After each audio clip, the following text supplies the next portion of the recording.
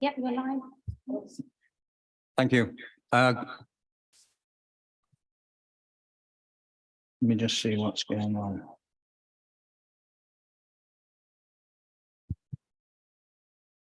Could you help me with my volume, please? Vicky, could you help me with my volume, please?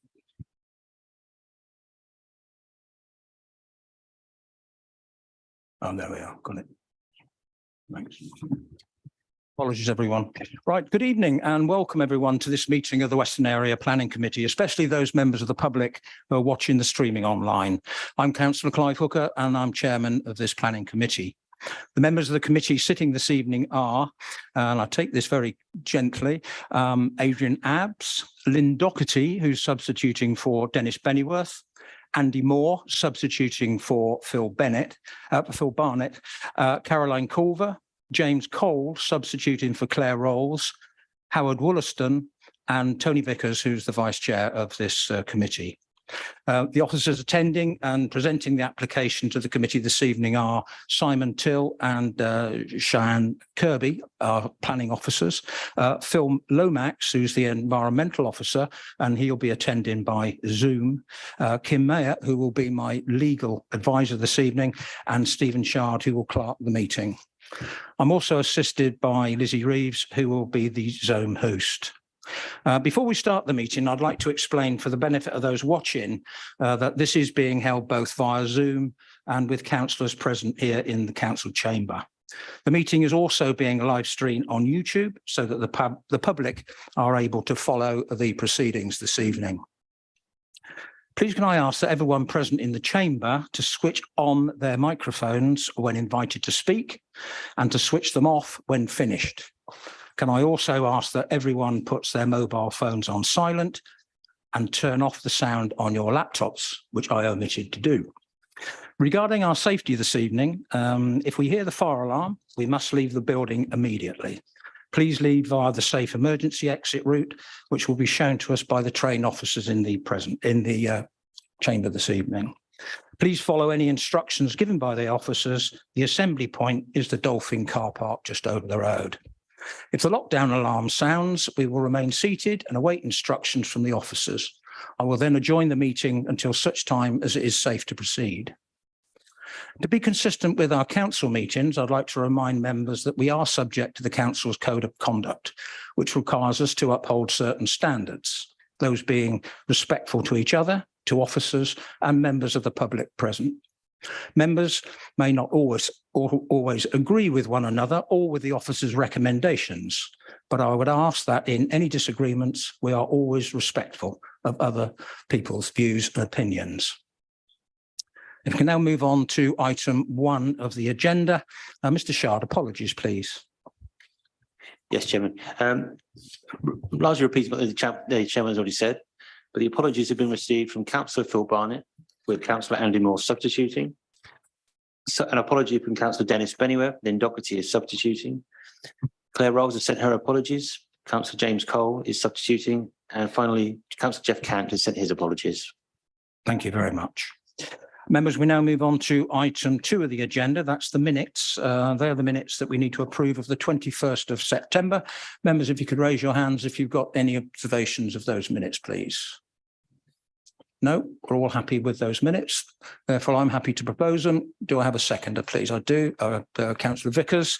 And if you raise your hands, if you approve those minutes, please. They are approved and therefore I will sign them. Thank you very much.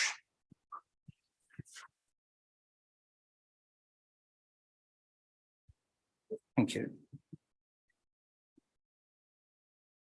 Item 3 on the agenda. Members, do you have any declarations of interest, please?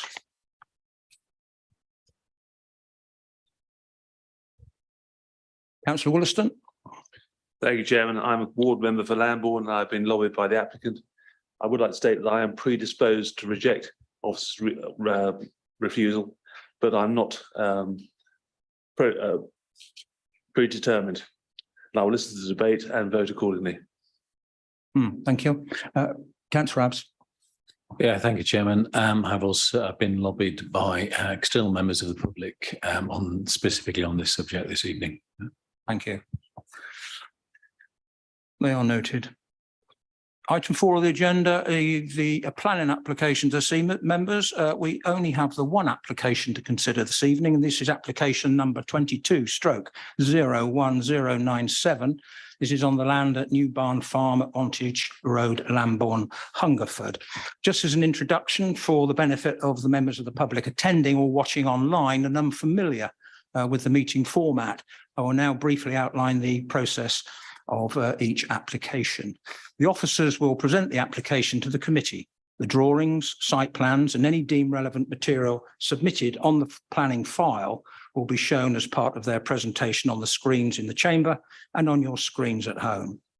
I will then invite the representatives from the following groups to come up to the lectern in front of us in the chamber here, and I will ask Ms. Reeves to invite them into the meeting on the Zoom if they're outside the meeting, or to present their case to the committee. Each group will have a total of 5 minutes to make their case. The order of the presentations will be: first up, Parish Council; second, any objectors; third, the supporters; fourth, the applicant or the agent; and the agent. And on conclusion of each of those submissions, I will ask members of the committee if they have any questions of clarification on that submission. Members of the committee will not be permitted to introduce new material in their questions. Then I will invite the ward member to speak. They will have 5 minutes to present their case. Committee members will then have the opportunity to ask questions of their presentation.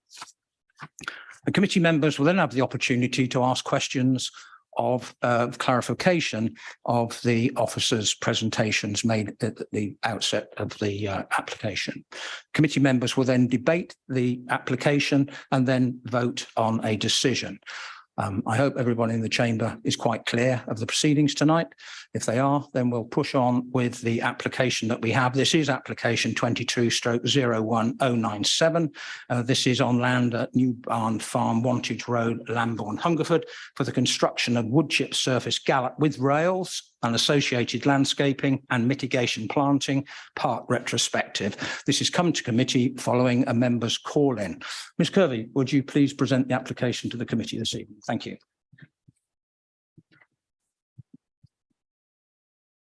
Thank you, Chairman.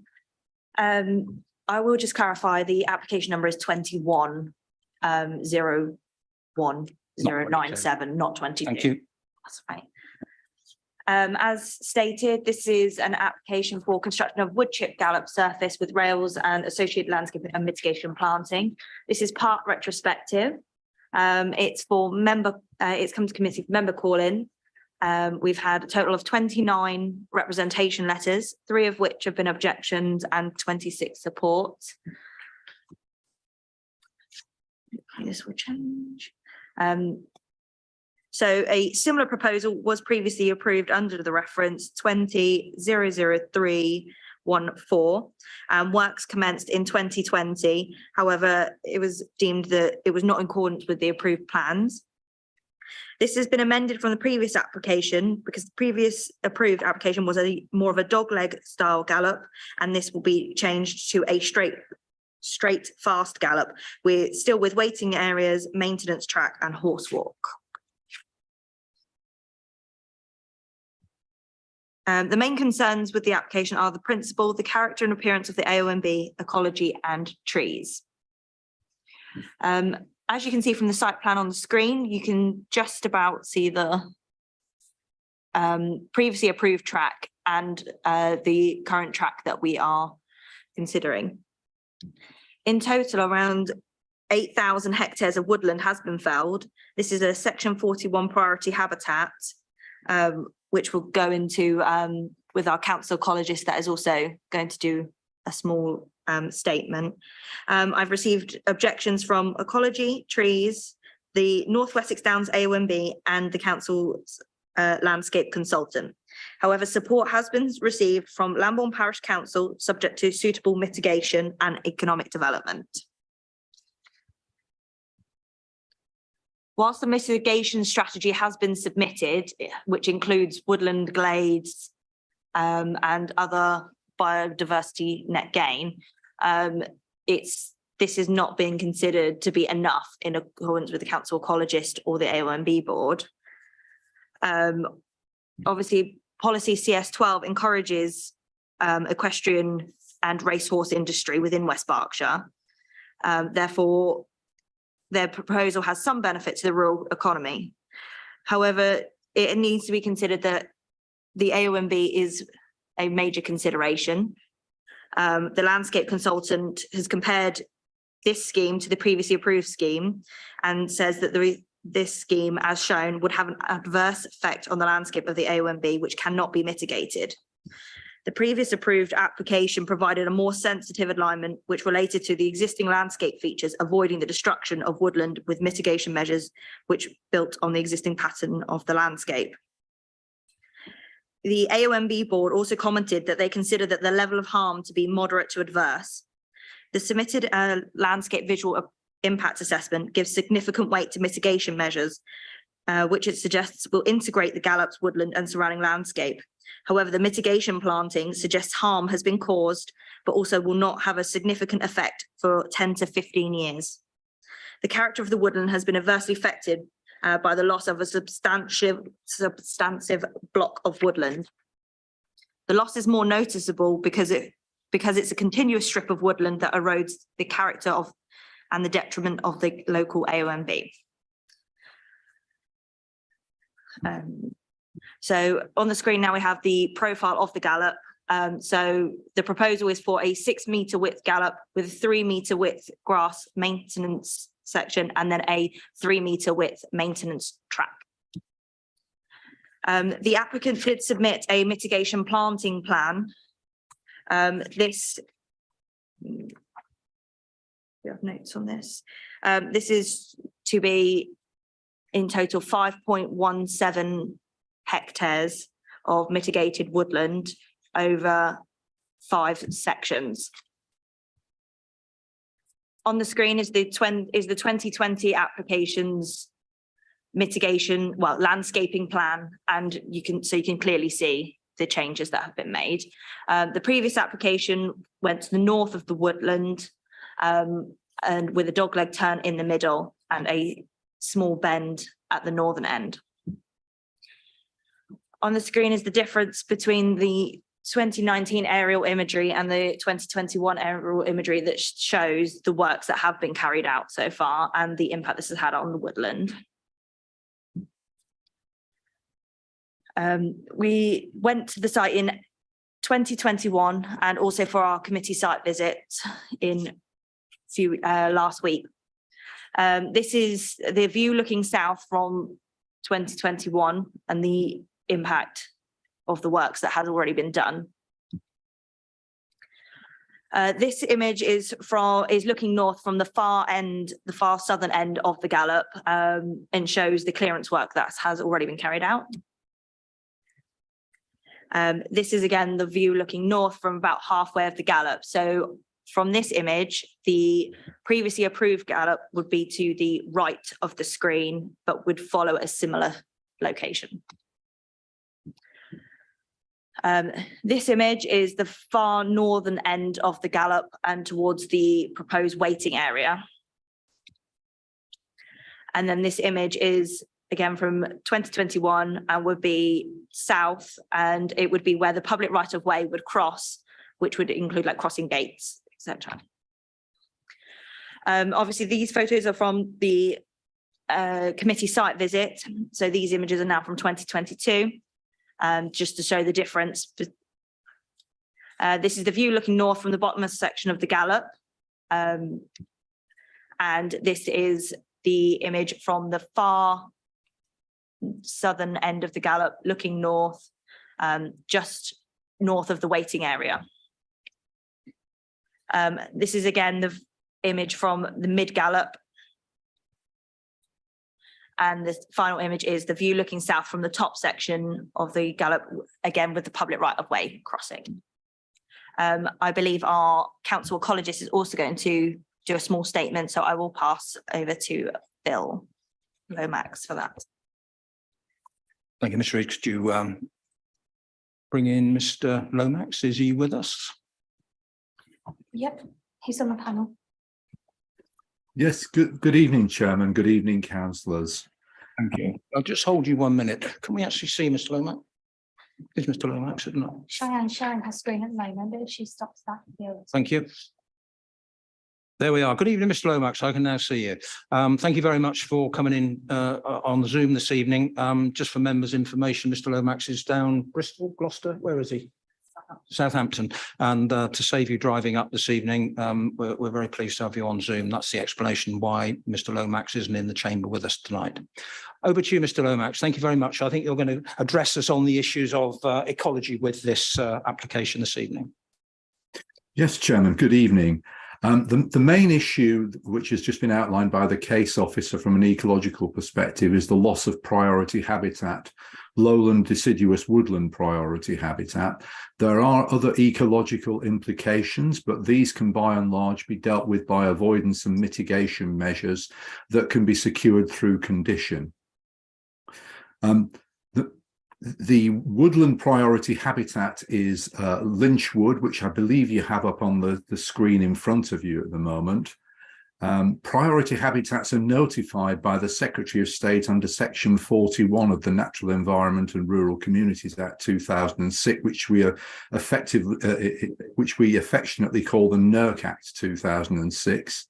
They are all habitat types which, in the opinion of the Secretary of State, are of principal importance for the purpose of conserving biodiversity. Section 40 of that same Act places a duty on local planning authorities to have a regard to conserving biodiversity and exercising all its functions. And that duty includes restoring or enhancing population or a habitat. And the duty is reflected in our own policy CS17, Biodiversity and Geodiversity of the Core Strategy Development Plan document, which includes the policy requirement that development which may harm either directly or indirectly habitats or species of principal importance for the purpose of conserving biodiversity will only be permitted if there are no reasonable alternatives and there are clear demonstrable social or economic benefits of regional or national importance that outweigh the need to safeguard the site, and that adequate compensation and mitigation measures are provided when damaged interests are unavoidable. In this case, as you've seen from the photographs presented by the case officer, a swathe of the lowland deciduous woodland priority habitat at Lynchwood has already been cleared, and therefore approval is effectively being sought retrospectively for its clearance and use as a gallops. The council has to consider what effect this has on decision making. And in this regard, it's very important to consider two matters. First of all, as I mentioned earlier, the duty to conserve biodiversity under Section 40 of the NERC Act includes restoring or enhancing a population or habitat. In other words, whilst part of the woodland has been cleared, the council needs to consider the potential for it to be restored. Second important point to note is that the Forestry Commission has served a restocking notice under the Forestry Act 1967 because it believed that trees have been felled illegally, i.e. without the authority of a felling licence. The restocking notice places a duty on the landowner who has served the notice to restock the land with trees, and failure to comply with a restocking notice enables the Forestry Commission to serve an enforcement notice, which is, if it isn't complied with, is an offence carrying an unlimited fine upon conviction in a magistrate's court. So it's important to fully understand the legal effects of this restocking notice and its effects on planning decision making. And in this regard, the Forestry Commission has provided us with the following guidance. First of all, the local planning authority may wish to consider that the land now is subject to a notice of restocking and therefore should be considered to be woodland, as the presence of the notice ensures that the land will be restocked with trees and maintained for a period of at least 10 years from the date of the trees being planted. The notice should be considered by the planning authority to be a material consideration in any deliberation of a planning permission. And finally, that planning permission granted by a local planning authority for the same area as that covered by the restocking notice does not override the conditions of the notice. So in other words, the restocking notice will ensure that this part of Lynch Wood that's been cleared will be restored because it's a legal requirement of the notice. And in determining the current application, therefore, the council should consider that the woodland still exists. Furthermore, to permit development that necessitates the removal of this woodland, as this application does, would be contrary to the requirements of the restocking notice and therefore could not be implemented without the applicant being in breach of the restocking notice. The Forestry Commission has informed us that the landowner and the applicant in this case intends to appeal the restocking notice. They've advised us that given the backlog of current appeals, it's likely to be many months before the appeal can be considered. So notwithstanding the outcome of that appeal, the restocking notice is legally made and its effect on determining the current application is therefore a material consideration. I'd just now like, Chairman, to make comments on the proposed compensation planting, if I may. Again, the case officer has shown images earlier on of the proposed planting of woodland as compensation for that which has been lost from the clearance of Lynch Wood. It's been shown in the submitted mitigation strategy. And policy CS17, as I mentioned earlier on, requires that under these circumstances, adequate compensation and mitigation measures are provided when damage to biodiversity interests are unavoidable. And there are a number of matters which we think we need to take into consideration when considering the merits of the proposed compensation planting. First of all, obviously, is the Forestry Commission restocking notice, which will ensure that the cleared woodland will be restored, and therefore there would not be a need for a mitigation planting under those circumstances. What is proposed is actually a narrow belt of tree planting on the gallops previously given planning permission under 20.00314 COMIND. And finally, the land within which it's proposed to provide the compensatory planting is within land that is shown to be within management under the countryside stewardship scheme. I'm not sure whether the case officer has an image to show of that land. Ah, yes. Thank you.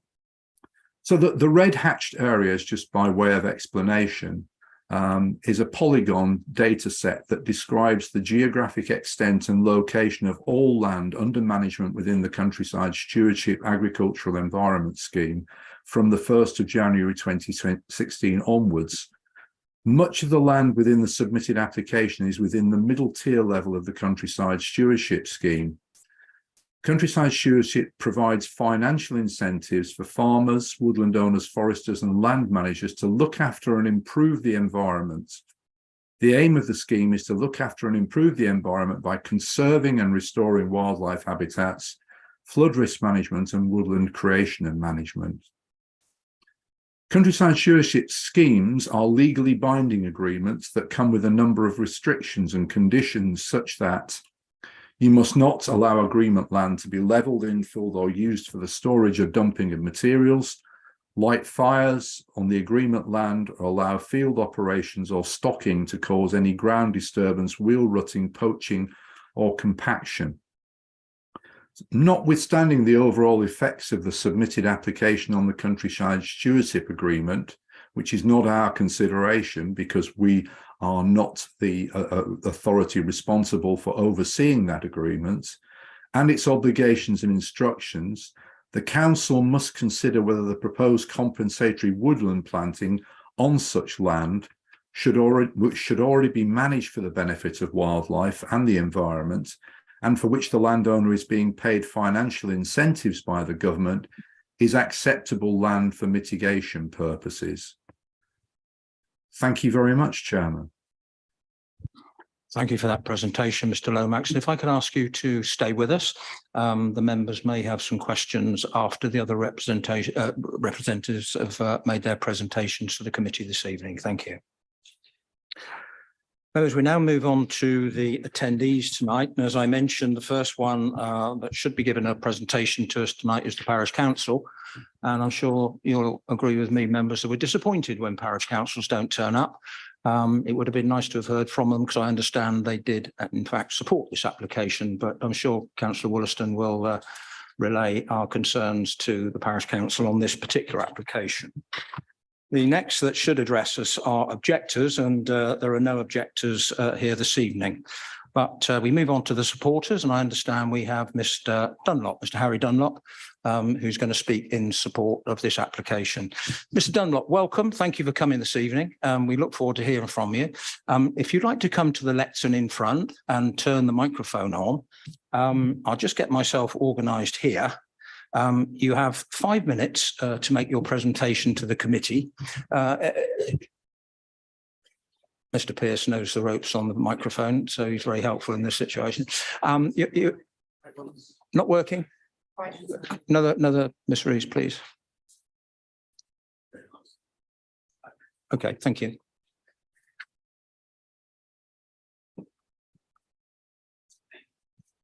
Yes. So we have 5 minutes to make your presentation, and to be helpful to you, at 4 minutes, you'll hear me say 1 minute. So do carry on, don't stop. And then if you do need that, is that okay? Yeah. Yeah. If you do need any more time, I'll say 20 seconds or and in conclusion, and then I'll call you to a halt at 5 minutes. So Sure. When you're ready, as soon as you start, I will start the clock, and we look forward to hearing from you. Thank you. Good evening, everyone. Thank you for giving me the opportunity to speak in favour of Jamie Osborne's application for a new woodchip gallop. My name is Harry Dunlop. I trained in Lambourne for 16 years. I've been in racing for the majority of my life. My father was a trainer in Sussex. My elder brother trains in Newmarket. Sadly, this year, I actually decided to close my yard and seek a career change. I was one of 2 trainers within Lambourne who found that basically the post-COVID economic situation was too tough to maintain a viable training business, which I think is no surprise at how the world is at the moment. Clearly, there is a bumpy economic road ahead, which could result in Lambourne suffering a further decline in horse numbers. Lambourne has a lot to offer, but it has not yet attracted the big international owners who currently concentrate on Newmarket. This leaves our village exposed when the economy takes a downturn. With the exception of Nicky Henderson, Charlie Hills and Clive Cox, who have their own gallops, the latter 2 are very successful trainers who both use woodchip services. The other 25 Lambourne trainers use the Jockey Club facilities to work their horses. There are 6 active all-weather gallops in Lambourne, all of which are constructed of synthetic surfaces where the particles are coated in a petrochemical product.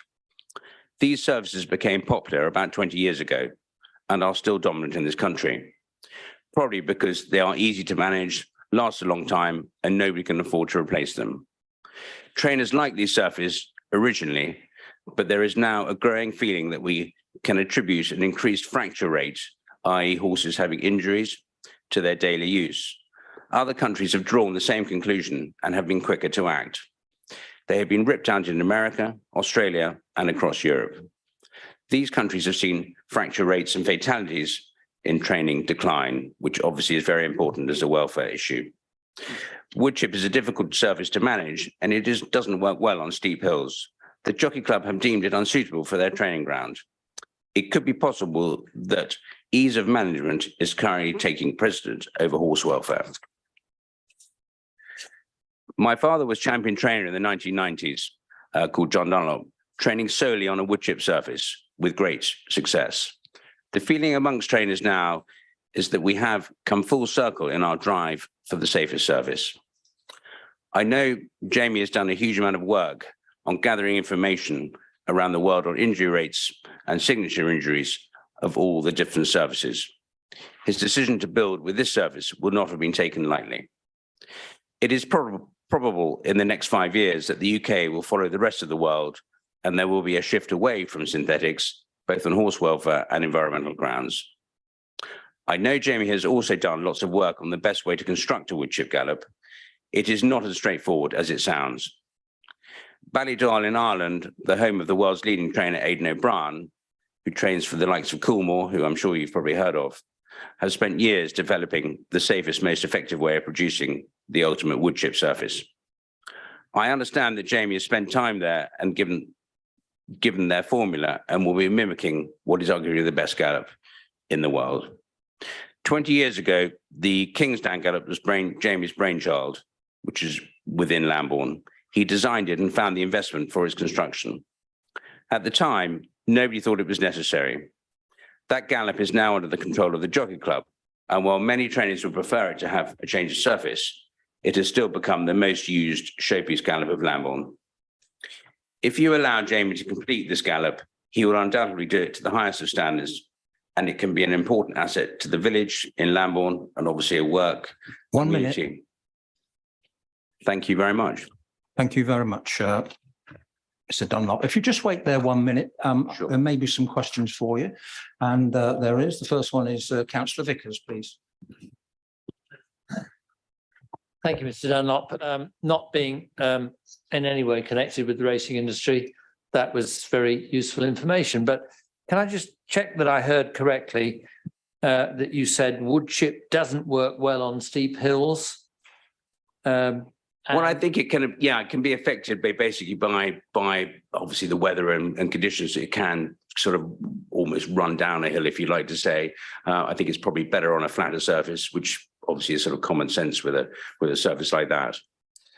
The other question I had, if I may, Chairman, is, I mean, it's hypothetical, but if this was refused, it does seem to me from what you're saying that there would not be the type of surface Gallop in Lambourne that is now where everyone's moving.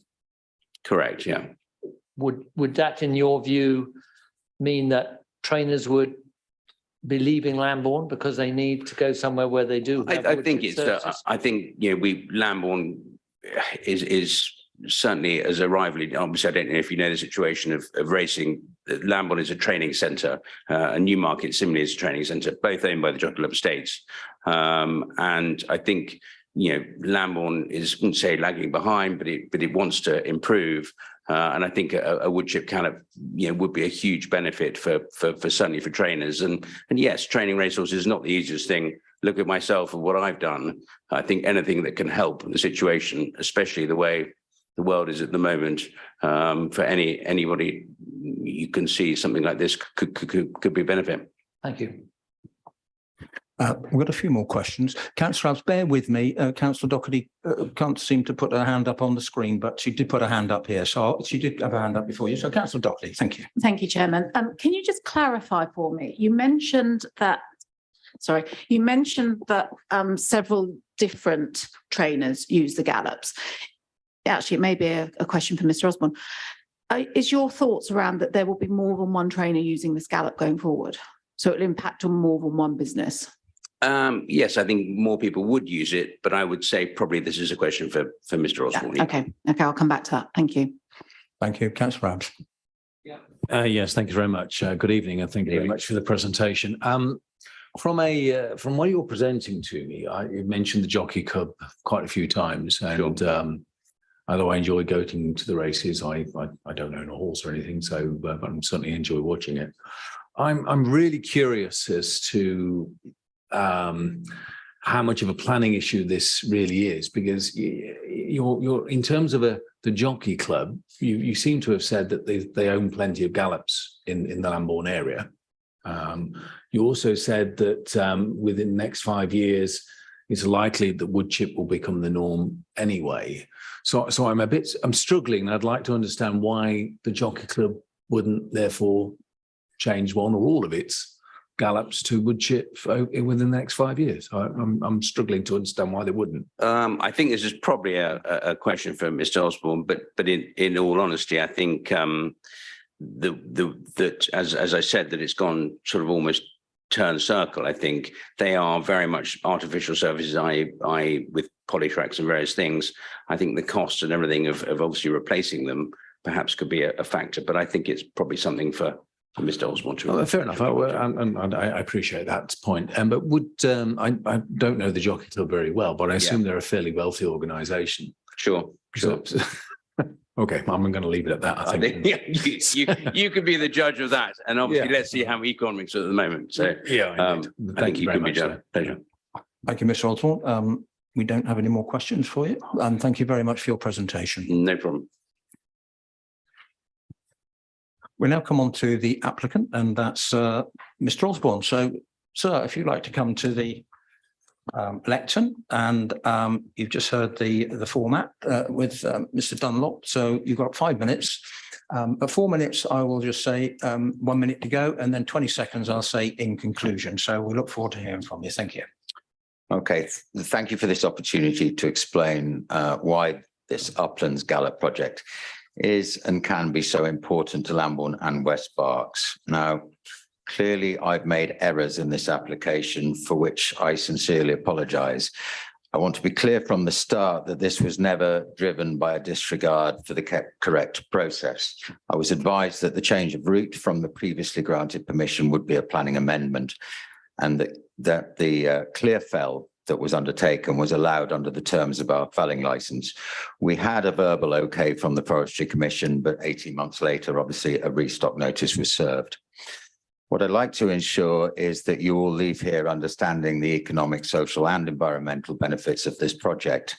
It can support jobs and growth in our area whilst protecting woodland access for the local residents to enjoy. It truly can be a win-win if we work together. Now, I bought Lynch Wood and its surrounding acres with borrowed money in 2019 for the purpose of creating a state-of-the-art income-producing, job-providing training facility with horse welfare at its heart. Without this gallop, my business is vulnerable. I certainly won't be able to keep the site. Now, obviously, at the core of this case is the environment, and I want to address that head on and show how our plan more than mitigates the existing felling. Further, it's likely to improve the biodiversity, and it will expand the original canopy by over 5 hectares. 0.57 hectares of trees have been felled, which is 2% of Lynch Wood. 70% of these trees were diseased ash. Now, an approval will result in 10 times that number of healthy, diverse trees being planted. We want to link the 2 existing blocks of woodland with a mix of resilient trees, producing a significant woodland corridor that currently doesn't exist. Our plan also includes 1.4 hectares of natural hedgerows, bee banks, and a pond and wetland area. So this is approximately 5.6 hectares in total of healthy woodland and habitat creation in exchange for 0.57 hectares of lost, disease-prone woodland. Surely this is environmental benefit, not just mitigation. The report makes several arguments about lack of short-term gain, impact on routes, and the effect on the existing character of the area. I feel that some of these criticisms of our plan amount to reasons for punishment rather than a proper assessment of the situation on the ground. All of these issues are surmountable with collaboration. We know that replacing 0.57 hectares will take just as long to have an impact as planting 5 hectares. We were dealing with the root protection when we were stopped, and a comprehensive landscape visual impact assessment concluded that this scheme was preferable to our previous one. Now, addressing the Forestry Commission, as we've just heard, we are appealing the restock notice. If we fail to overturn, then the Commission's decision will obviously take priority. The planting scheme I have submitted to you will form part of our appeal. So the key facts in this case are simply that the scheme delivers a larger, healthier forest area of net environmental benefit for the local community to enjoy, as they currently do under my ownership, alongside a significant long-term investment in the local economy. The UK is in recession. Lambourne trainers are fighting for survival. We need innovation and investment to attract business to the area and protect jobs.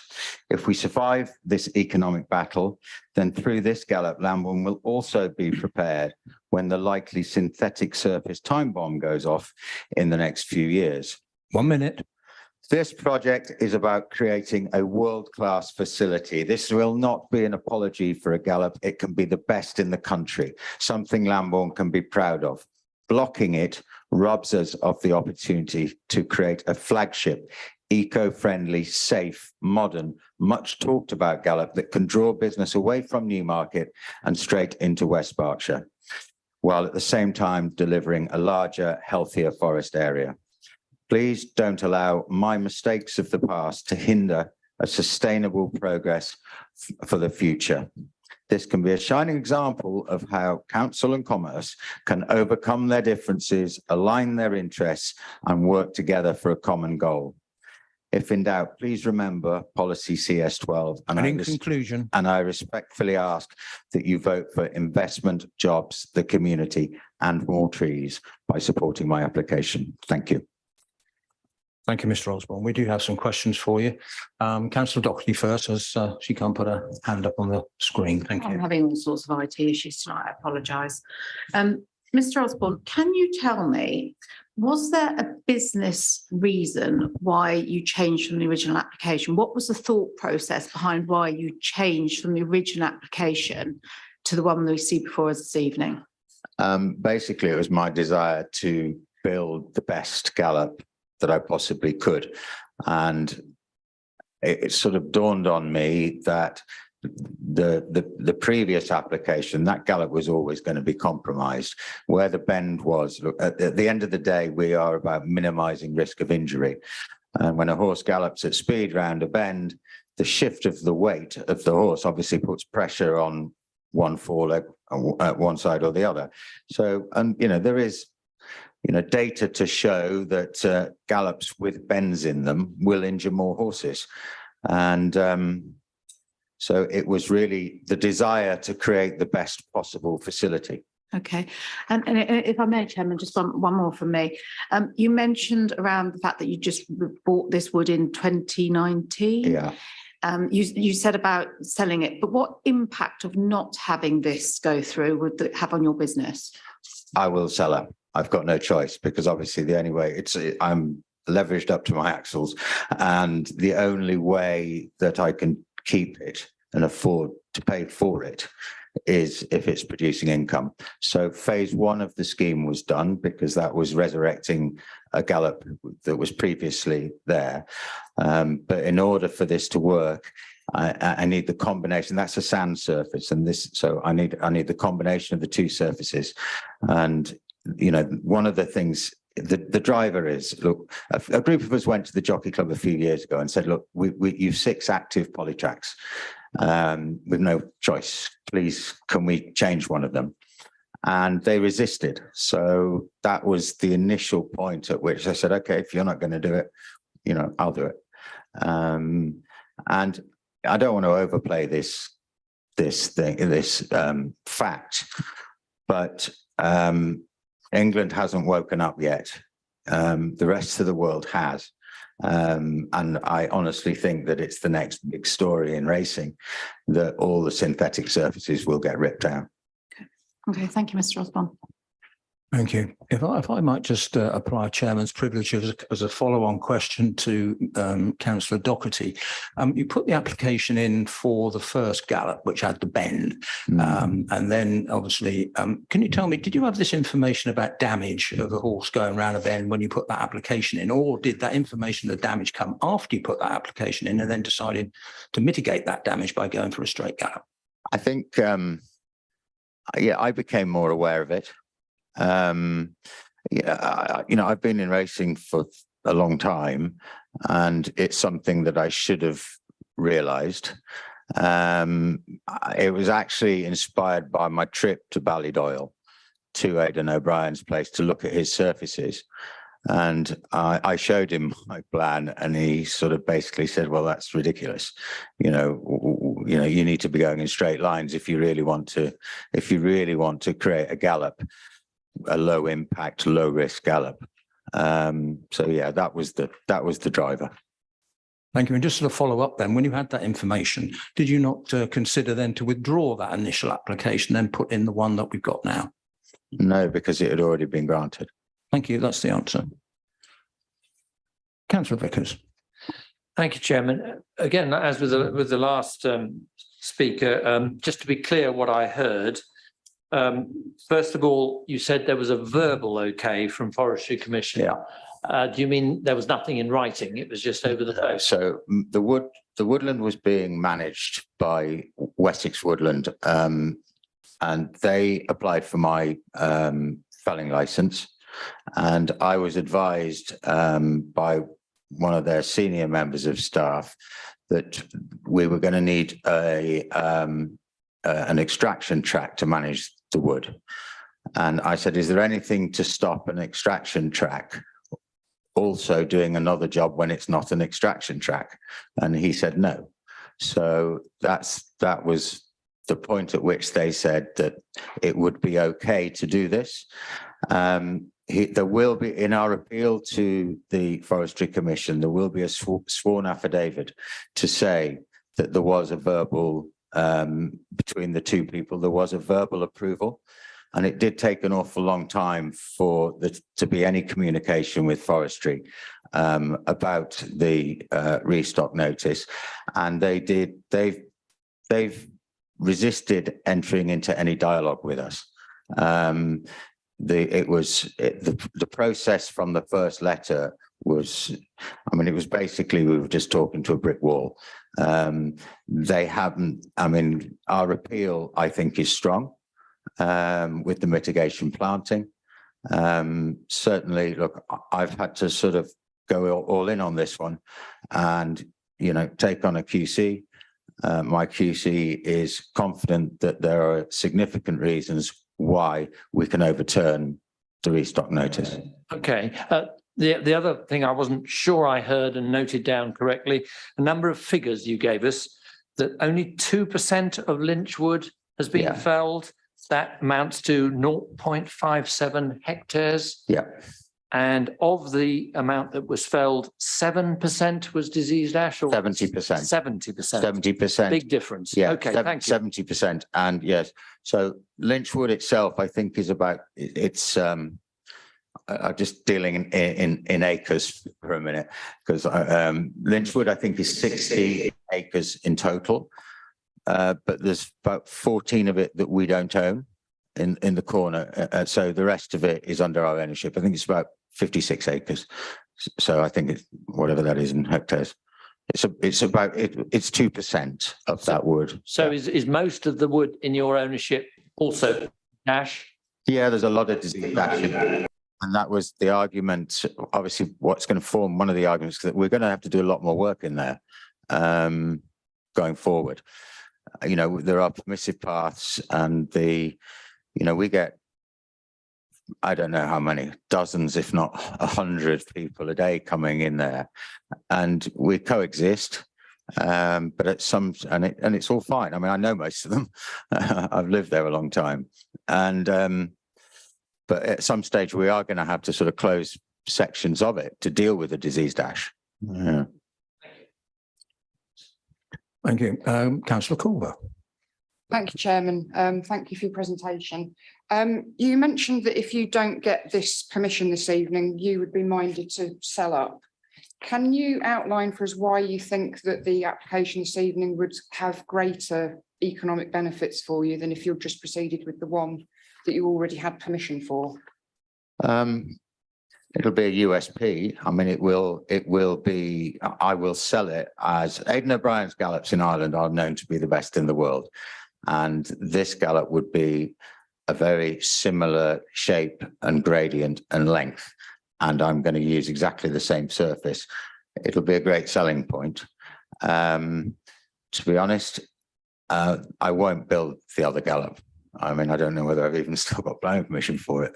But if I don't get this, I won't build the other one, because in order for this to be a proper USP, it just has to be brilliant. It has to be so far the best gallop around, and people will look at it and say, with the dog leg in it, it won't be. It'll just be another gallop. So the only difference that I think in the application, somebody said that this would be for private use. There's no way that it now could only be for private use. Obviously, it needs to create income to pay for itself. And so while I'm wouldn't be looking to take all the business away from the Jockey Club.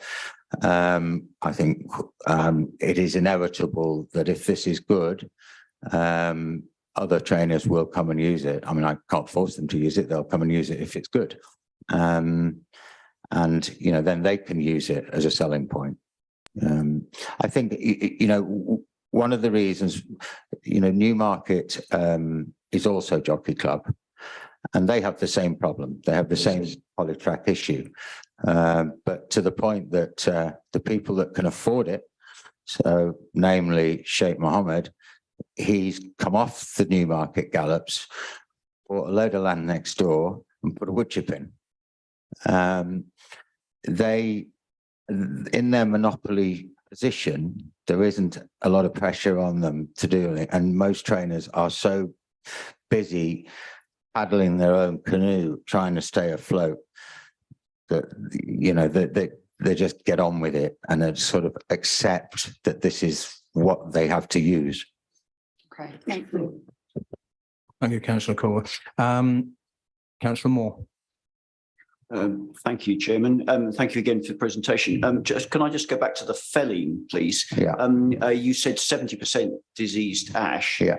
In the update report that we got this afternoon, there's a figure of 40% ash and no mention of disease.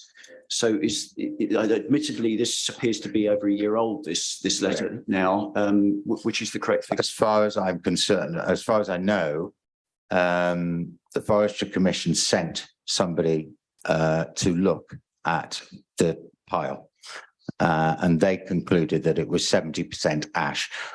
Look, I don't know what constitutes diseased ash. All of it had a degree of ash dieback. Thank you. Councillor Abbs. Yeah, thanks very much, Chairman, and thank you. I totally sympathise where you're at. It's hard when you make a business decision and it doesn't quite work out as you'd hoped. So I'm a business owner myself, so I can empathise there. A couple of questions for you to do with because you've made. As I said, I think you said quite a lot. The Jockey Club set aside. It sounds like if the Jockey Club just got their act together, everybody would be a lot happier, but that's a different argument, I think, between the trainers and the Jockey Club. Here, though, you're saying that you're right. You're going to have, if you get it, you get this state-of-the-art facility, and the likelihood is, because it'll be the only one that others would have access to, you would start attracting a fair number of other jockeys. Not jockeys, trainers, sorry. Can you give me a number? I mean, what are we talking about? 1 gallop a day, 10 gallops a day, 20 gallops a day? You know, what are we? Well, it would be you judge it by the number of horses that trainer specifically had. I think it's unlikely that any trainer would come and use me for all their horses, but there would be certain horses that I think it would suit better, and they would realise that. What it may do is force the Jockey Club's hand. Oh, indeed, which wouldn't actually suit you if you had already got the money. So, no, to be honest, I've lived in Lambourne since I was 18. I'm all for the village. I want to see the village thrive, and there is a degree of arrogance with the Jockey Club that, you know, I would be in favour if they then got, so, you know, there's room for us both. Okay. And if I had a very good wood chip gallop, hopefully I can get more horses for myself. So, you know, it may get to the point. Let me try and give you a clue as to why I was asking that question about the increase and the number of gallops per day, because there's a footpath that goes straight across the gallop. Yeah. And I'm unclear how you manage the people that are using the footpath. Yeah. When a gallop is so the Jockey Club have the same problem on Mandown. Okay. So and I mean, I'm up there most of the time and I see one person a fortnight, but you know, that's not the point. The Jockey Club on the Mandown, it crosses what they call the long gallop, and it's got the same set of gates that we proposed on our application and the signs, and it works fine. So the way it would work is the gates would close the footpath during the gallop. So it still comes back. I'd really be interested in understanding how often that's happened, because you did mention, I think, please correct me if I'm wrong, that you have quite a lot of people use. No, that's a every day. completely different completely place. different thing, Yeah, is it? so Okay. in the bulk of Lynch Wood, Yeah, that's where everybody comes and walks their dogs. but that's where And- your gallop is. No. So we're talking about the north end. The only footpath that crosses it is at the north end. So I haven't got the map in front of me. I will ask the officers to show Right, us, because okay. I'm a little confused. And myself. that comes up from a completely different, that comes from the Wantage Road up the hill and then back down into the middle of Upper Lambourne. The bit that people use is from the bit between Lambourne and Upper Lambourne. Okay, we'll get the officers to point it out on the map in a bit. Don't have anything else. There's one. I'm looking at Google Maps while I'm talking to you, and the picture will come back up later, I'm sure. And I do get the bit about, if you go around a sharp corner, that pussy certainly will put stress on one side of the body. Any runners have the same issue.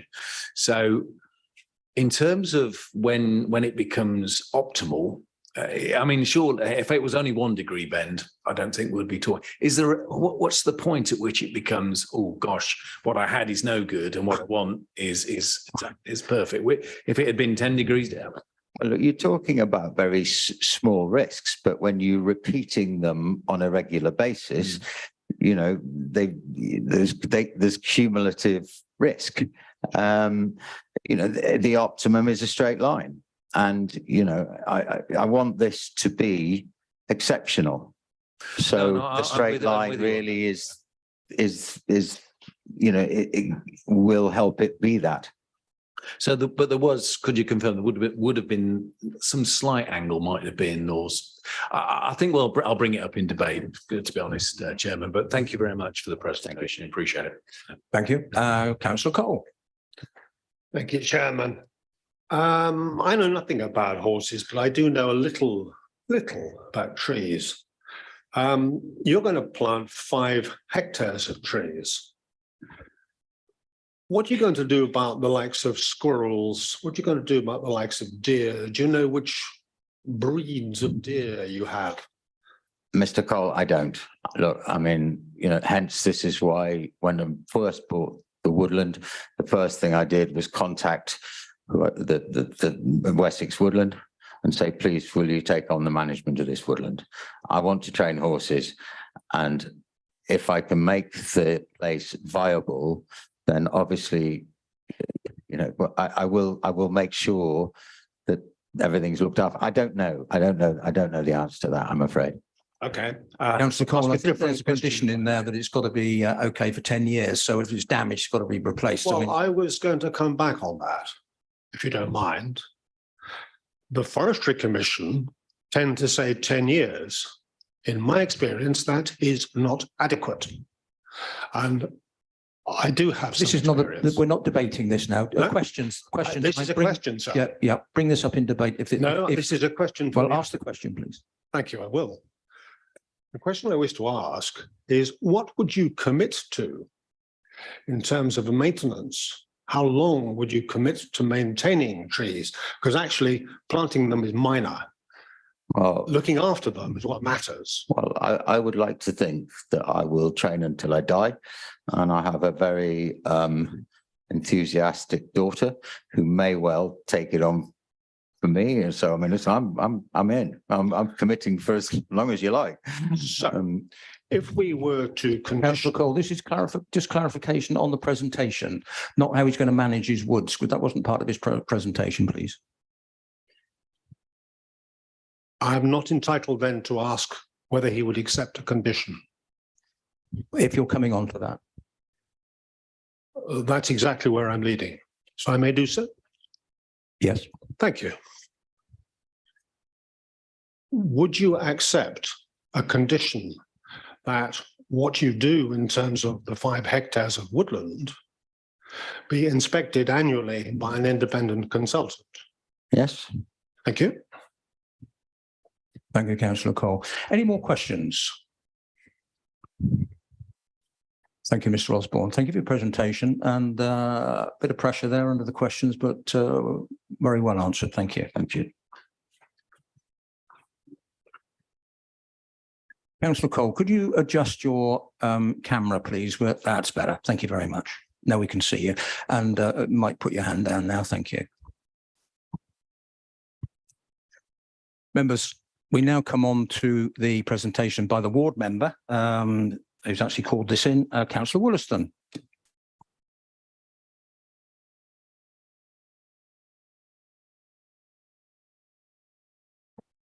Thank you, Chairman.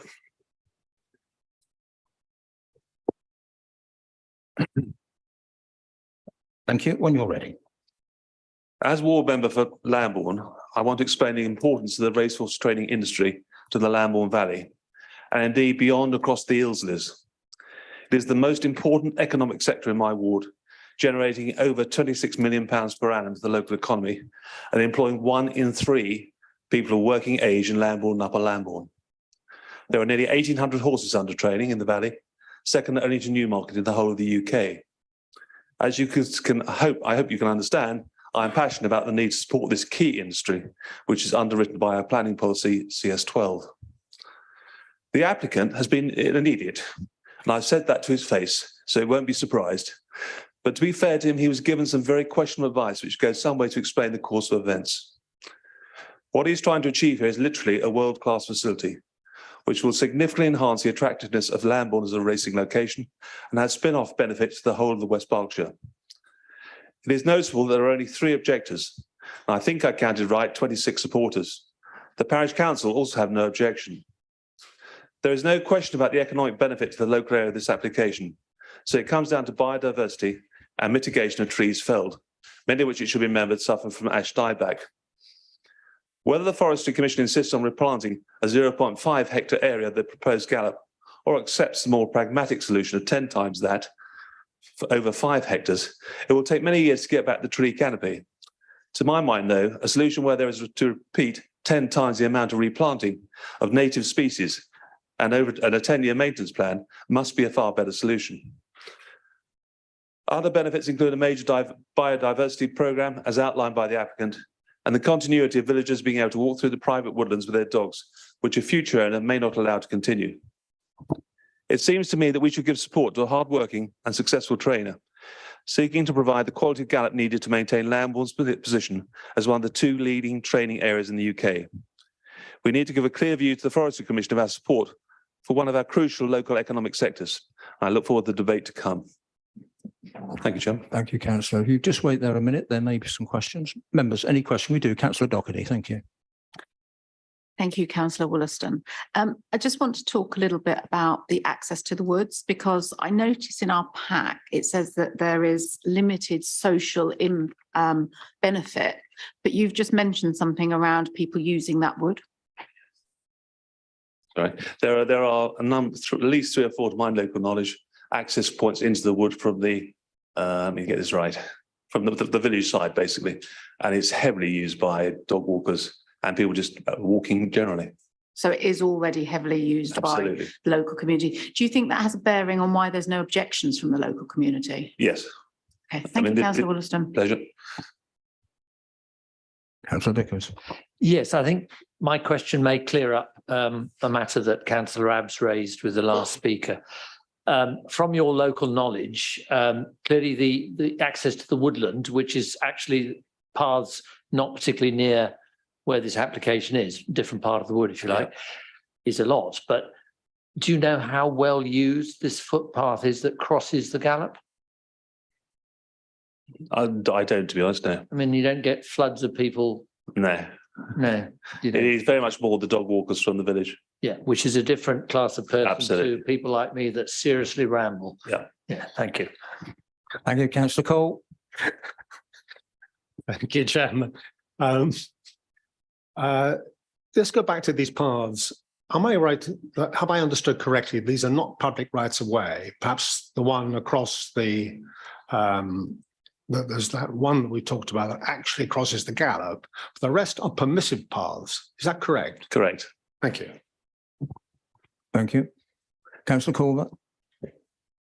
Thank you, Chairman. Thank you, Councillor Wollaston. If we were to go ahead and give approval for this evening, as a ward member and as a member of this committee, are you concerned that that would set a precedent for other people to do things ahead of getting planning permission? It's clearly a concern, as of which I said in my presentation, the applicant was an idiot, and he shouldn't have done it, because I think probably if it's just been a straightforward application, it would probably have gone through. But it is clearly it's a risk, but this is such a good proposal for the good of Lambourne and the racing industry. I think we should have a look at it. Thank you, Councillor. No more questions. Thank you, Councillor Wollaston.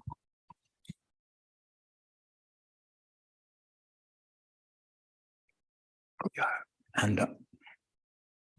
Right, members, we now come on to any questions you might have of clarification of the officers. So I'll take Ms Kirby first. Has anybody got any questions I'd like to ask Ms Kirby? Thank you, Councillor Doherty.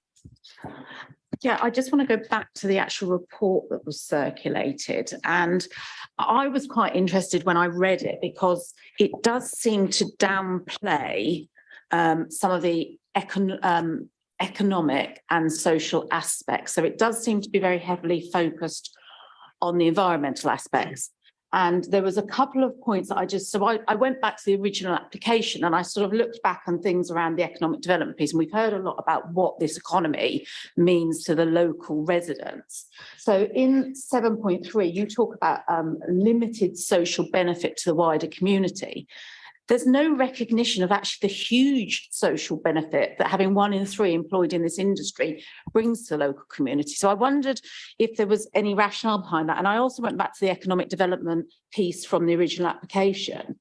And the newly adopted economic development strategy refresh post-COVID actually states that for the duration of the post-COVID downturn, additional weight will be given to economic development in planning, in commercial planning decisions. And I sit and I think that does not come through in this paper. So I wondered if you could give me some thoughts around the CS12 policy, which gets one line in here. If I, in the new pack, it gets 1 line, whereas actually previously, and what we've heard from the supporters is a huge economic benefit, and actually not just to Lambourne, but to West Berkshire as a whole. So there is a massive economic benefit here to West Berkshire. And I would argue I'd like more detail on the social benefits. Thank you, Councillor. Obviously, it's understandable that this will bring some economic benefit.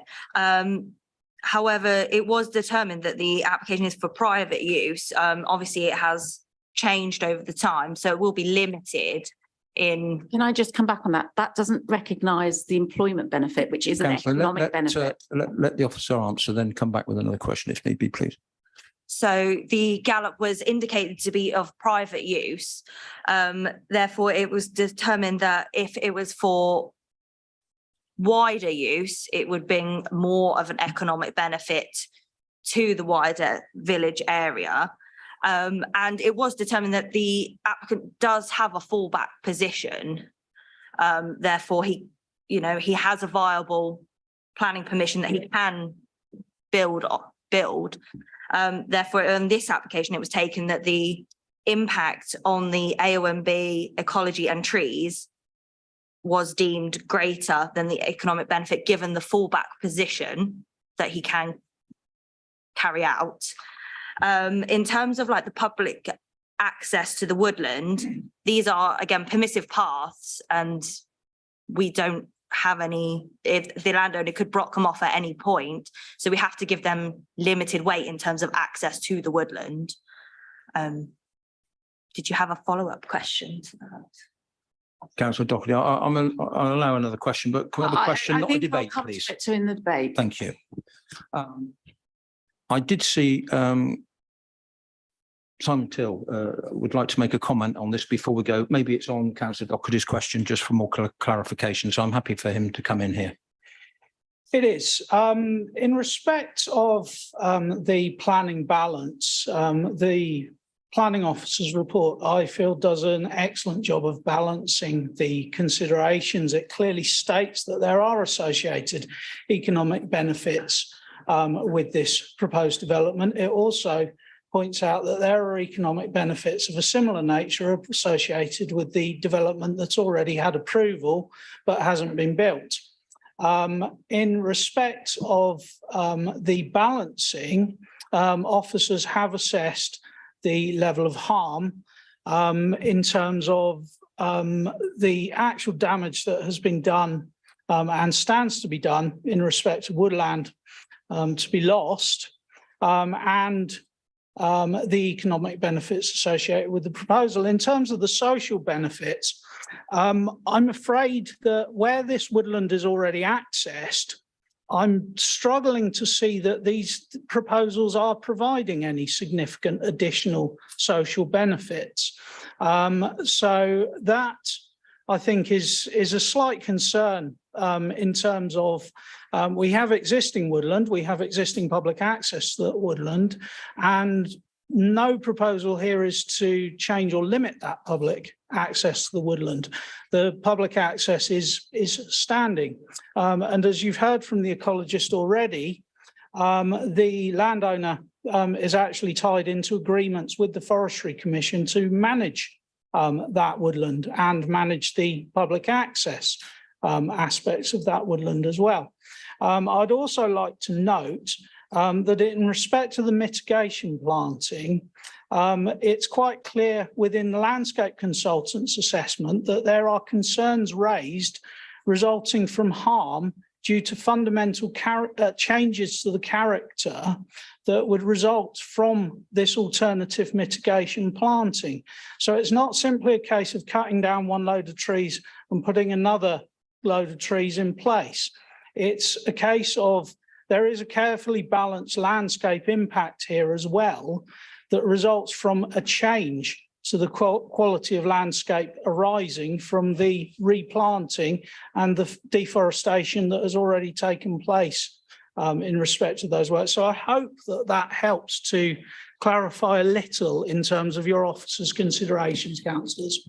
Thank you, Mr. Till. Members, bear with me. I'm going to give Councillor Doherty an opportunity to come back with a question just to finalise her question. It's a point of clarification, actually. So in terms of the term social benefits, does that only include access? This is my, when you look at the social benefits of an application, does it only then include access?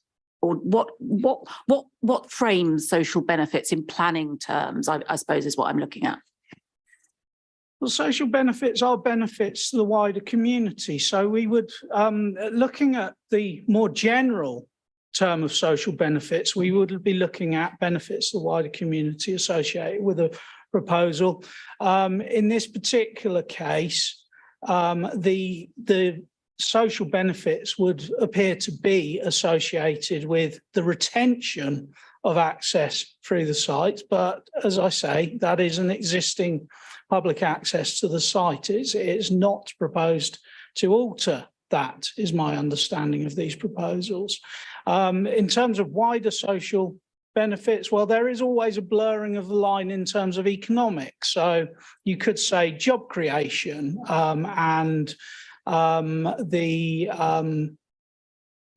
potential for enhancement of the local industry, but those benefits are already taken into account when considering the policies related to the racehorse industry. And so we wouldn't be placing additional weight beyond the consideration of those benefits in terms of evaluating the proposal. And as I say, really, that is very much a blurring of the line into the economic. And I would say economic assessment is much more the forte of assessing those benefits. And I think the officer's report does a fine job of doing that, Councillor. Thank you, Councillor. Thank you, Mr. Till. Give Councillor Doherty time to digest that, and maybe she'd like to come back later. Councillor Moore. Thank you, Chairman.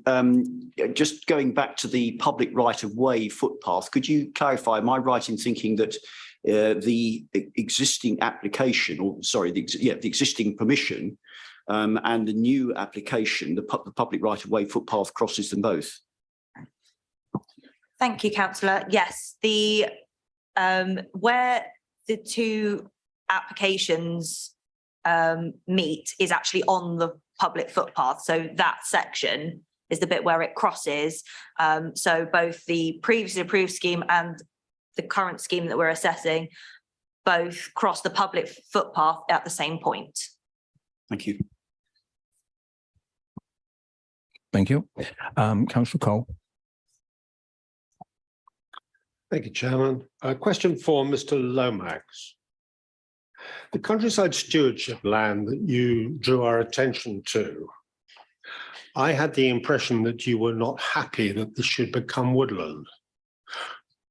What's wrong with the idea of turning some countryside stewardship land into woodland?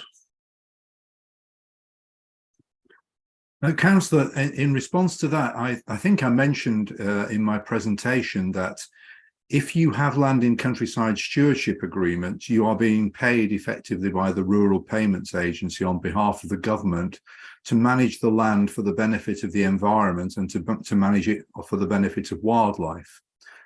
If you then take that land out of the countryside stewardship scheme, therefore, to plant it with woodland, you are taking that land out of the scheme, and therefore the benefits of the scheme that you are being paid to deliver will be lost.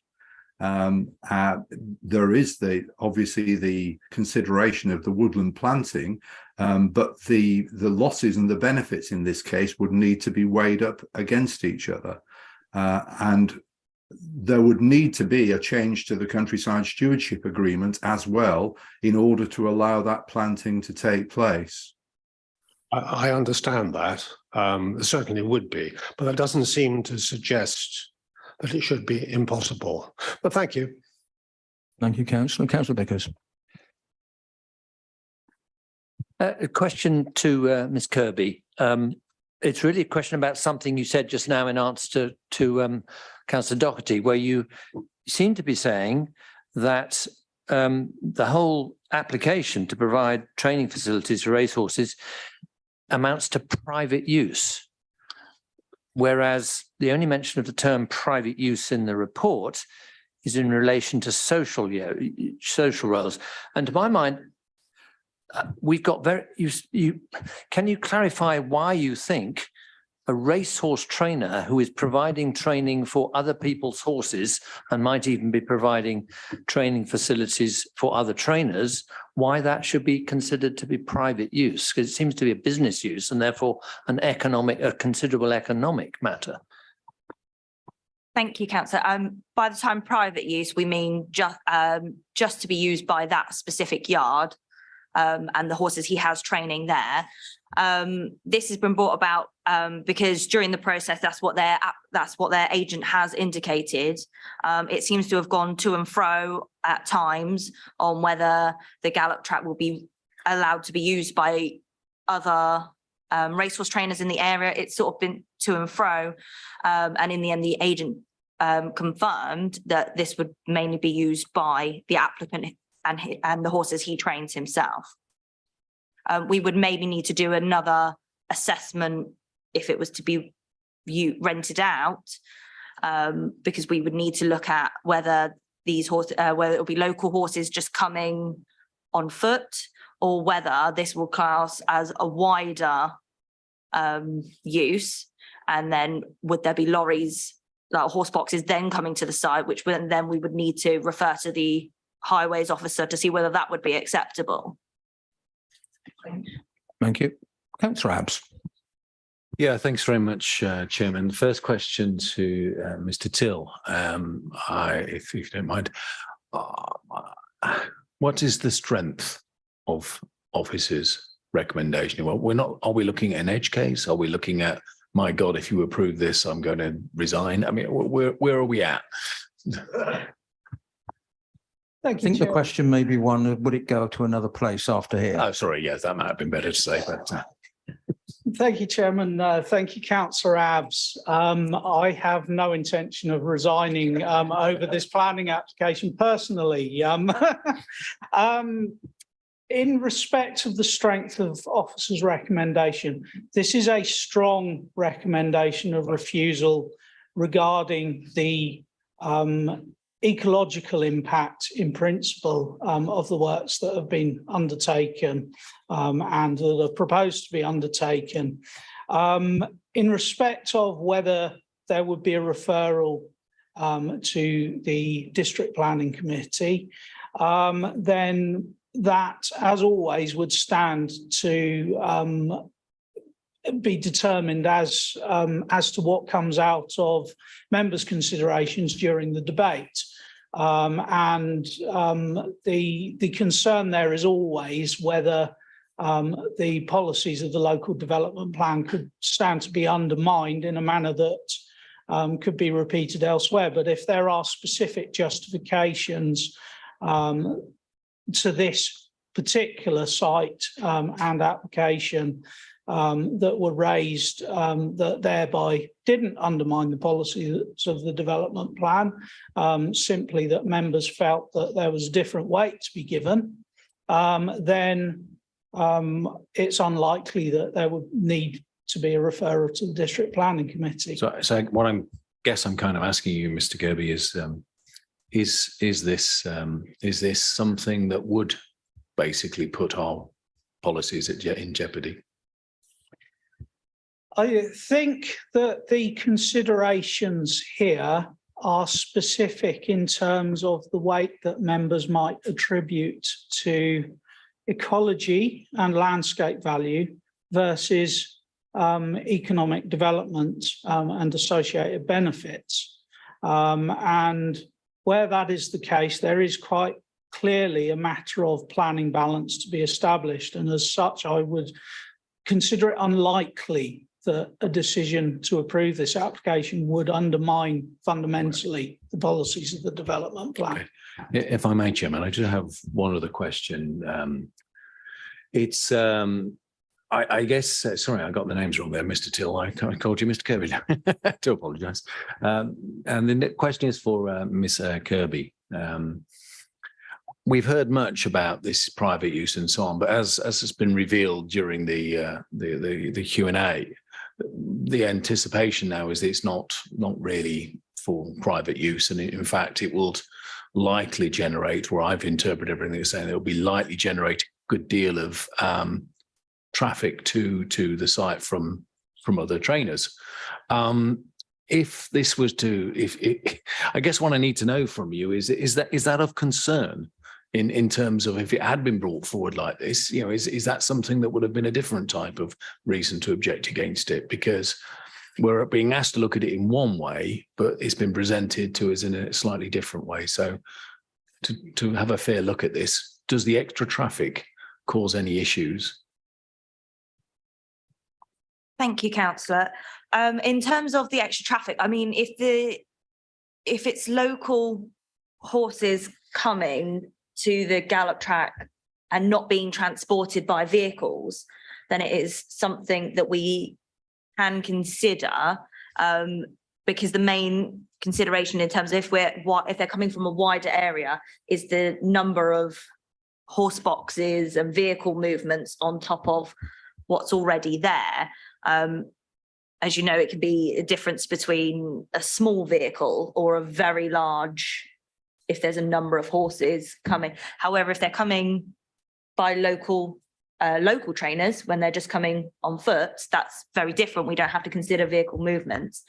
Can I just add something? Because the statement was made about this would be a state-of-the-art facility, the best in the UK. So does that concern you at all?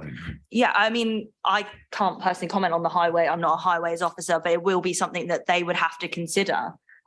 Because if it's going to be the best in the world track, this might mean that there's HGV style size horse boxes coming, which is we haven't considered part of this application because it was originally brought forward as private use. Thank you very much. By that yard. And it was because of that I suggested that Mr. Goddard doesn't attend today, because there was no suggestion then of any vehicle movements with this application when we came to chamber today. Thank you. Councillor Moore. Thank you, Chairman.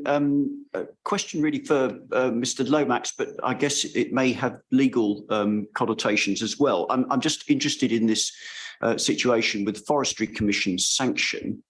I think I'm understanding that if the Forestry Commission doesn't lift its sanction, which requires the replanting of the woodland that's been felled, then it really doesn't matter whether we approve or reject this application.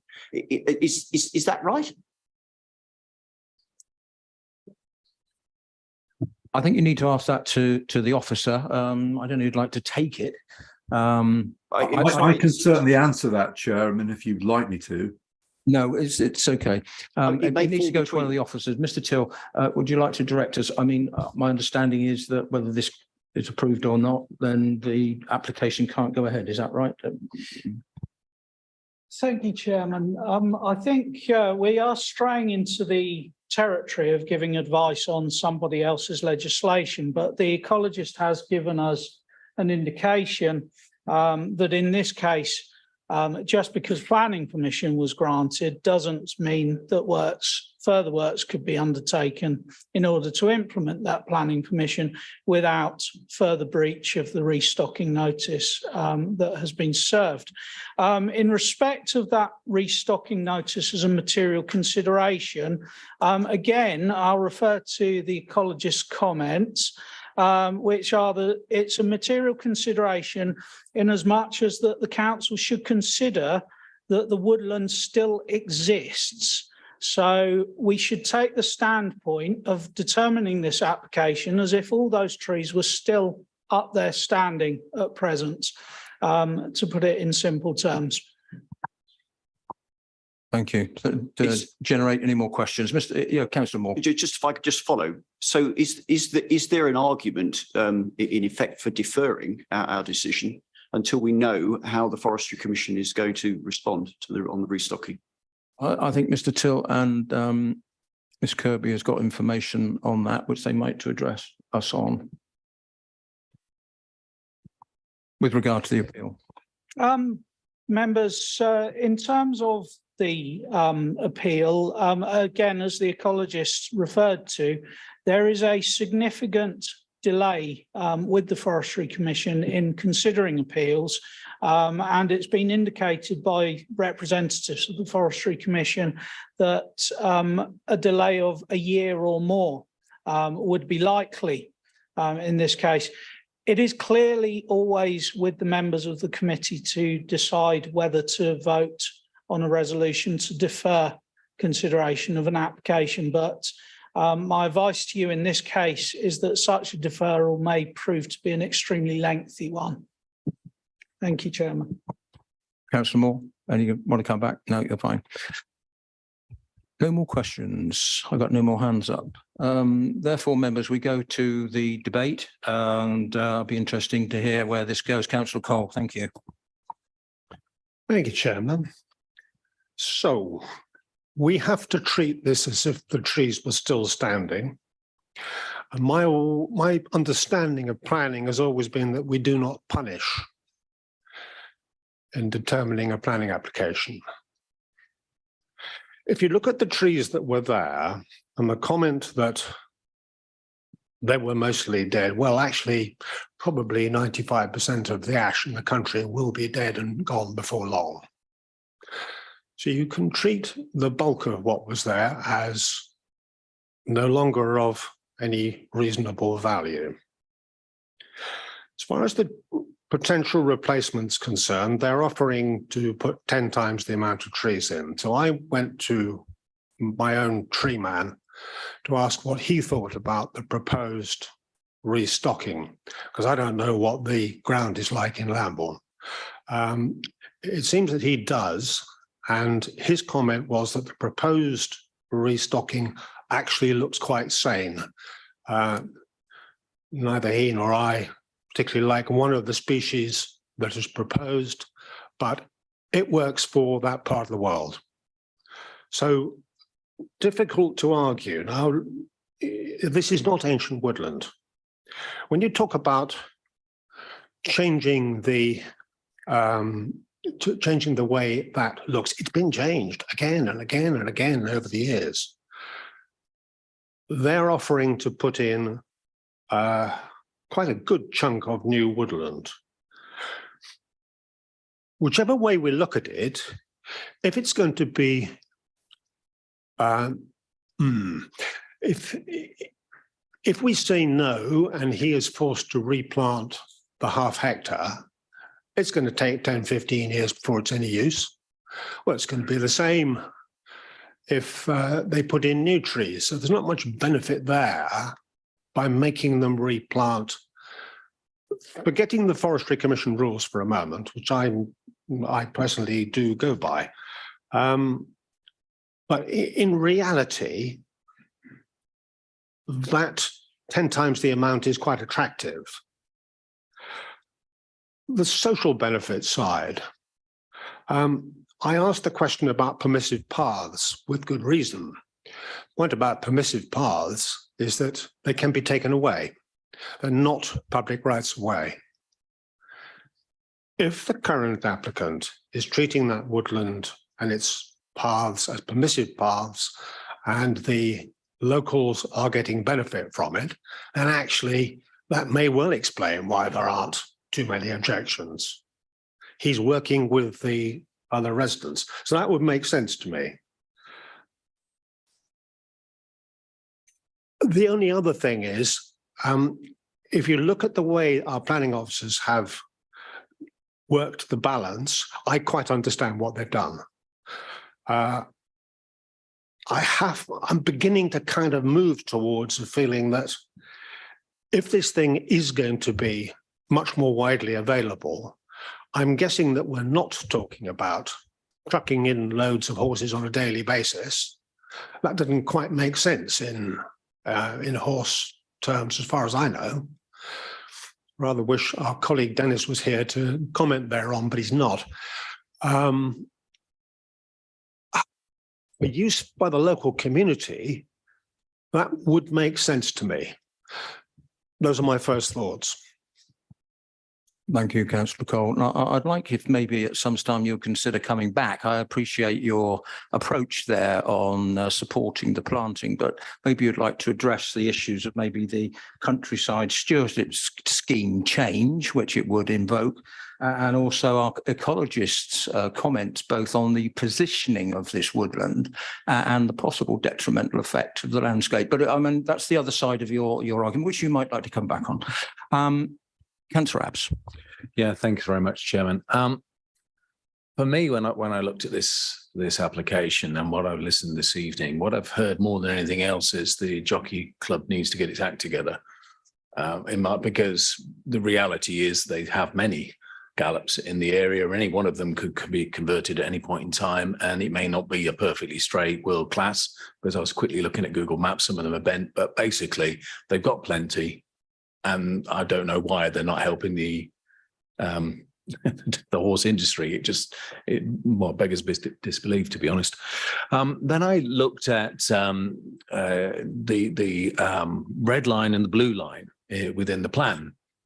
And I looked at the old application as well, which had a dog leg in it. And I just draw members' attention. It'd be great if the image were the sat image was back up on the screen, because it would be easy to point to it. But we note that the cool down area is right next to another small group of trees.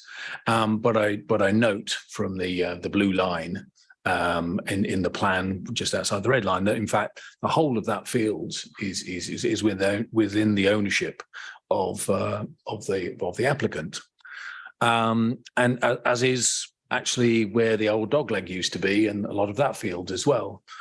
And just with kind of my fingers, I can basically take the length of this gallop, turn it round by about 20 degrees, and I still get a straight line within the ownership of the land of the applicant. So now, would it be uphill in the same way? Would it be? That's not for me to determine. I don't want to get into that. But if the straight line bit is the important bit, then there were other ways to achieve a straight line without touching or with barely touching the trees. So So I absolutely feel, the problem is I really feel for a businessman who's got himself into a situation and trying to dig himself out of it rather rapidly.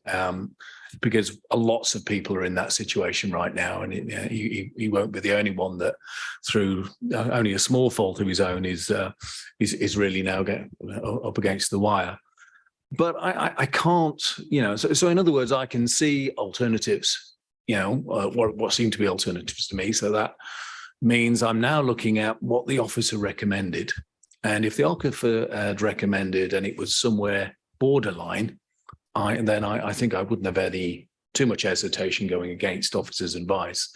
But because they've been so clear about this being a strong recommendation, and because I do see alternatives, I am inclined, unfortunately, to disagree with this application. And I'd like to listen to more of the debate, because I'm a little bit on the fence still, but I'm leaning towards, unfortunately, not approving this at the moment. Thank you. Councillor Wollaston. Thank you. With a little bit of local knowledge might help in terms of this issue over traffic.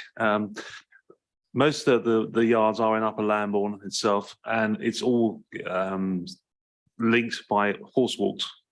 So the likelihood of massive amounts of traffic coming in are pretty well nil, to be honest. Most of those yards going to get access to this proposed gallop within 5 to 10 minutes maximum. Hope that helps. Thank you. Councillor Doherty. Thank you. It's been an interesting evening, so thank you everybody for your contributions. It's quite an interesting one for me, because anyone that knows, when I've sat on these, I've been quite adamant that we shouldn't be looking at retrospective planning permission if somebody's gone over and aboard. However, Mr. Osborne clearly recognises his errors and has come and apologised, which is refreshing, I have to say. And I think we are faced with really, really difficult times at the moment. And for me, there are two things that I sort of stand out in my mind with regards to this, and that is really all around CS12 and the balance, or in my view, the sort of need to promote CS12. And when we talk about setting precedents, I think CS12 is very, very specific to the racing industry. So there is a clear recognition of the value in economic terms that the racing industry brings to West Berkshire. And I would be really loath to stand before anybody and turn down a planning application whereby we've heard directly from the applicant that this would potentially end their business here in West Berkshire. We recognise the worth of the racing industry here in West Berkshire and the employment opportunities. And for me, that's a really, really heavy weighting. The interesting for me was on the social benefit. And I suppose why I sort of pressed on this was we've talked about permissive paths, and I bound Councillor Cole, you know far more about permissive paths than I do. But for me, it was around the wider stuff around the job creation and what it means to Lambourne. And what was really interesting for me on the social benefit side was when we talk about planning, we talk about local decision making and what the locality wants. And we're looking at it with ourselves for our own NGPs of actually really listening to the locality. So I've heard that the parish councils support this application, and I've heard that the ward member and the occupants of Lambourne support this application. So for me, I start to see a picture coming together. And the opportunity to employ people and what that does in Lambourne, I think really has to be taken into consideration. The other one, which is quite an interesting one, and I'm not quite sure where it sits with social benefits, is animal welfare. So what was interesting to me was a conversation around animal welfare and the uniqueness of this proposition. So I came in here thinking, well, why have you not stuck with what you had? Why did you have to go straight on? But actually, that's been answered for me from the perspective of animal welfare.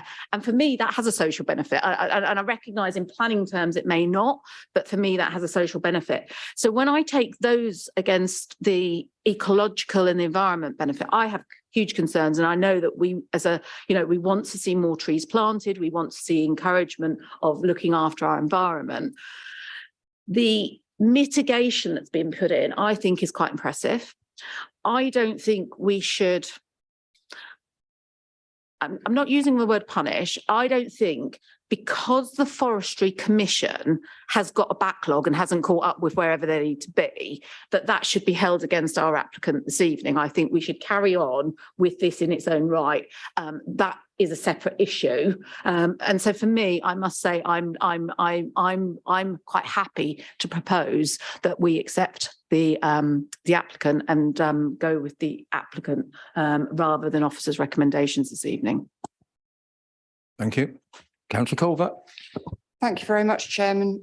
Officers have made it clear to us that we need to assume that the wood is still there. And I just asked the question, what would we do if that was the situation now? Would we agree this evening that someone could cut a massive swathe through a woodland that's already standing? And I'm not actually sure that we would agree to that. When it comes to the economic value, it says that if there's overwhelming economic value, then we could consider giving permission for such an action. But in that case, I would have wanted to have seen clear evidence that the applicant is going to invite other people onto the land to use that gallop and that there's going to be clear economic benefit. But the officers have made it clear that when they've spoken to the agent has said it will be used mainly by the applicant. So in my mind, I'm thinking, okay, well, we're looking at economic benefit for one owner, not for many owners. So I would have wanted more clear evidence of what the economic benefits are. When it comes to animal welfare, we need to think about the welfare for wildlife as well as the welfare for the horses. And we do have responsibilities under the Environment Act to create nature recovery networks. And I think if we were to accept a proposal that cuts a massive swathe through a woodland, that goes completely against creating nature recovery networks where wildlife can move around to feed and breed. And I think that would set a very, very bad precedent. So I'm very much against this and I'm in favour of supporting the officer's proposal to reject it. Thank you. Thank you. Councillor Vickers. Thank you, Chairman. Before I had the site visit, I had no doubt in my mind that I supported officer's recommendation. On the site visit, I was expecting to see far more of a woodland destroyed than was the case. And I also expected to see a more significant impact on the landscape. When we stood at the recovery area at the end, at the top of the hill, and I looked across to the Jockey Club gallops. Yes, they are as pretty, although they're green, they are very clear. And to my mind, they harm the landscape unless you think that the landscape of that part of the Lambourne Downs is supposed to look like loads of gallops. The fact that this gallop is going to be largely contained within woodland, I think is a benefit. And if you add in the mitigation that is being offered, that will screen the gallop from most views, I don't see a problem with the landscape. I mean, it's like a lot of things in planning. Actually, they are rather subjective.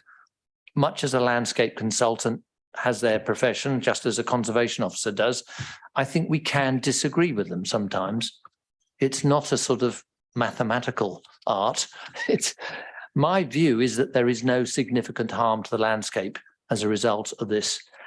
And to cut to the chase, I would like to second the motion to support the applicant and not support the officer's recommendation, because I think the economic benefit that we've heard from the applicant, never mind the agent, is quite clear. The applicant will not, if they get to implement it, and that's up to the Forestry Commission, it seems, rather than us, or it's a matter of both being approved. But assuming the Forestry Commission eventually do withdraw their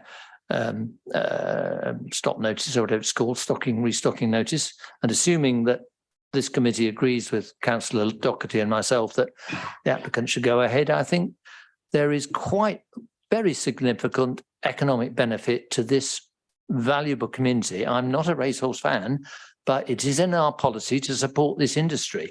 And I think if we don't support it, it will harm the industry significantly. And if we do, it will help the industry and therefore help the local economy. So I'm happy to second the application on those grounds. Thank you. Councillor Cole, finally. Yes, Chairman, you asked me to come back again. Invited you. All right, invited then. You asked about a couple of things. Whether or not it should be acceptable in effect to change countryside stewardship agreements. It can be done. And I don't have a problem with that. You can in fact put woodland into stewardship. I say that because I'm in the process of trying to get mine into stewardship. It will give me, yes, some financial benefits if I succeed. It also gives me, it requires me to do quite a number of things over a period of time.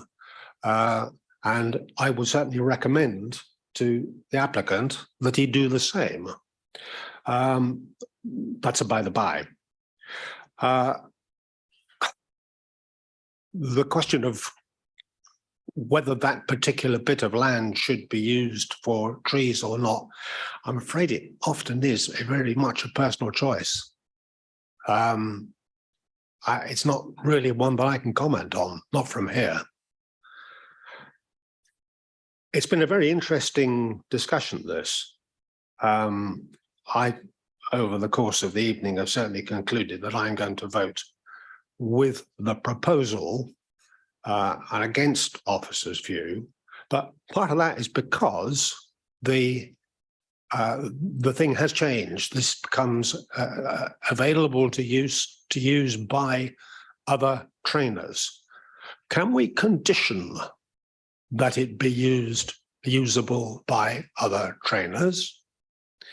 Can we condition on the trees that the maintenance be required and be inspected independently for 20 or 30 years? Because that is what I would want to see. Thank you, Chairman. Thank you. I wasn't being facetious in inviting you. I knew your knowledge was extensive on trees, stewardship and ecology issues. And I thought you didn't quite expand it enough. And as you have, it might be in your advantage of your argument. In the excitement, you might have forgotten just to finish and polish off your presentation. That's it. The argument has developed during the course of the evening. Thank you. Any more debate? I think we've concluded the debate. Therefore, we do now come to the vote. And I do have a proposal and second. But firstly, I would like to just collate all our views on any conditions, because the recommendation is one of approval. Councillor Cole has made a few suggestions there that he'd like to be considered as conditions. And I would like to suggest or ask whether it is possible, should this go through, and should, as Councillor Cole's condition be that it is for use of others, that there ought to be a condition is that this application ought to come back in some form for a highways consideration. I don't know whether it's a business plan he's putting forward with regard to these horses are coming on foot or they're coming in lorries through Land Board. And I think that ought to be considered. Mr. Till, could you advise me on that?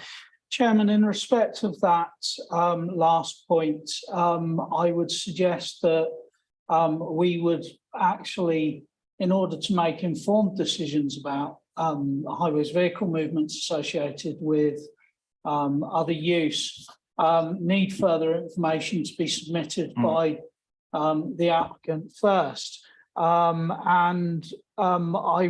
I am concerned that that may be a matter that would cut to the heart of the planning permission. That was why I asked the question, and I don't want Mr. Osborne to be caught in a situation he is now of being called silly because he hasn't considered those issues at a later time and not make the proper representation.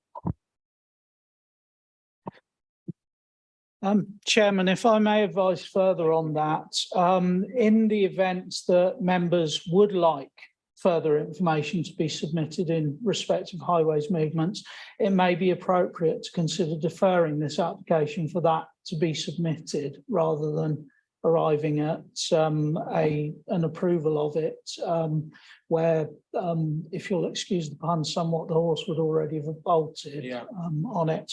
That concerns me. Yes, Mr. Osborne, I thought you might ask to speak. Members, what are your feelings on this? Councillor Doherty. I don't have a problem with the condition of others are able to use it, because I think, having visited the Lambourne area, you see horses walking up and down there constantly, and you see how they move around, and whether it's a local thing. I would be reluctant to defer this. It's been going on for a long time. I think we are quite clear as a committee. Well, I'm clear in my proposal. I think Councillor Vickers is clear in his seconding. We want to support this. So I would be reluctant to do something that's going to cause a delay. Now, whether that condition could be around local usage to the local community at this point, I think would make more sense, Councillor Cole, to enable others in the local community to have access to this, rather than we go down the route of having to defer an application to look at highways for people coming in from all around the country. Yeah, I was against deferment as well, and I just wanted that discussion. Councillor Vickers might like to come forward, Councillor Cole and Councillor Abbs.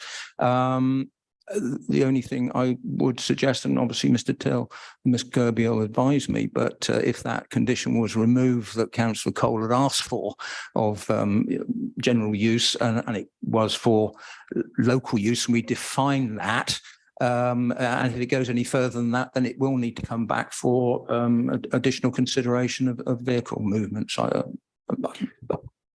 That would certainly suit me, that it be for local use for trainers within Lambourne. Mr. Till? Chairman. Sorry, Ms. Kirby, I'm overriding. It's your application. Chairman, thank you. If I respond on that, I would suggest that members might resolve to include a condition requiring the provision of a plan for use by other trainers, and that then activities would be carried out in accordance with that plan. Chairman, I do have a list of recommended conditions. Should members choose to hear those at this particular juncture for inclusion in the resolution. I'll just go through the members because they may have other conditions they'd like to consider. And we need to do these obviously before we put the vote. So Councillor Abbs. Yeah, thank you, Chairman. I don't get the argument about why we can't defer, because we know the Forestry Commission as a holding, and we know that it's months and months and months before they're going to get around to it. We can get around to looking at this a lot faster, and so can our officers with whatever we need them to look at. So I don't get the argument about what we're holding up. We're not holding anything up, in fact, because nothing can be done, even if we said yes. So that's the main point. In terms of other conditions, then I think that at least gives the applicant, having heard what we've said this evening, to come up with an amended plan, if you like, that would actually maybe be easier to approve than what we currently have. Thank you. Councillor Moore. Councillor Abbs has made exactly the point I was going to make about deferral. Thank you. No more hands up. So Mr. Till, if you could just run us through the conditions, and Ms. Mayor, maybe you've made some conditions as well, and we'll collate those. No, okay, thank you. Over to you, Mr. Till. Thank you, Chairman. Members, in respect of conditions, should you resolve to approve this, officers would recommend that the work should be carried out in accordance with the approved plans, that the mitigation strategy as submitted should be implemented within the first planting season following completion of the works. That further details should be provided of the gate crossing the footpath, that an archaeological scheme, including measures for preservation of, further investigation of archaeological works and preservation of any archaeological findings should be provided. That tree protection should be provided on the site for all trees to be retained before any further works commence. That a construction ecological management plan should be provided. That a landscaping ecological management plan should be provided. The materials to be used on the track should be as specified. A plan for use by other trainers to access the site for use of the facility should be provided, and that a 30-year plan for maintenance of the trees on the site and within the mitigation strategy should be provided prior to further works commencing on implementation. Thank you, Mr. Till. Just a reminder, these were all previous conditions that were added before we've added our own. Councillor Cole, you happy with that tree issue now? I wouldn't mind seeing an independent consultant. Yeah, I thought there was verify one other issue there that yeah, I don't know what. if it's acceptable, or alternatively, a council tree person going to visit every year, but Thank you, Chairman. May I suggest that as part of that condition, there's then a monitoring requirement for maintenance of the trees. excellent.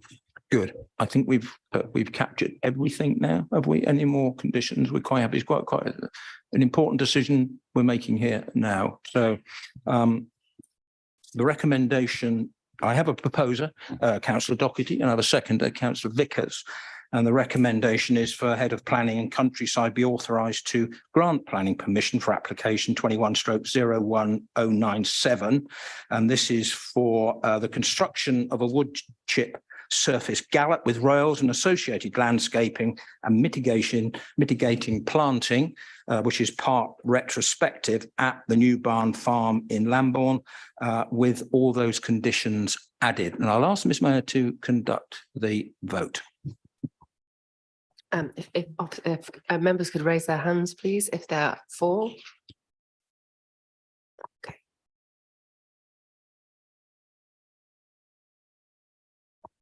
And against?